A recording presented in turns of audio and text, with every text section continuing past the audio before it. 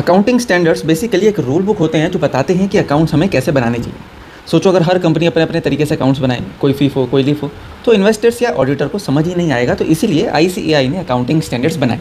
अब इनके फ़ायदे क्या हैं? सबसे पहला स्टैंडर्डाइजेशन, यानी सब एक ही तरीके के रूल्स को फॉलो करेंगे। दूसरा है डिस्क्लोजर, जो इंपॉर्टेंट चीज़ें लॉ में भी नहीं लिखी वो भी हमें बतानी पड़ेंगी, जैसे डेप्रिसिएशन का मेथड कौन सा यूज़ किया। अब इन दोनों से फ़र्क क्या पड़ेगा? हम कंपेयर कर पाएंगे, कंपेरेबिलिटी।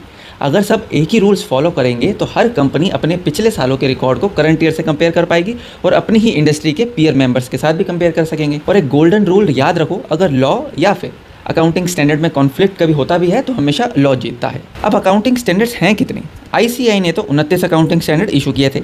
AS6 जो कि डेप्रिसिएशन का है वो हटा दिया गया। कब? जब AS10 को रिवाइज किया गया, प्रॉपर्टी प्लांट और इक्विपमेंट PPE। AS8 को R&D, रिसर्च एंड डेवलपमेंट को हटा दिया गया, जब AS26 को इंटेंजिबल एसेट्स को रिवाइज किया गया। तो इफेक्टिवली हमारे पास आज की डेट में 27 अकाउंटिंग स्टैंडर्ड्स हैं। और हाँ, ग्लोबल स्टैंडर्ड के साथ मैच करने के लिए इंडिया ने IND AS भी अडॉप्ट किया है, जो कुछ कंपनीज के लिए मैंडेटरी है।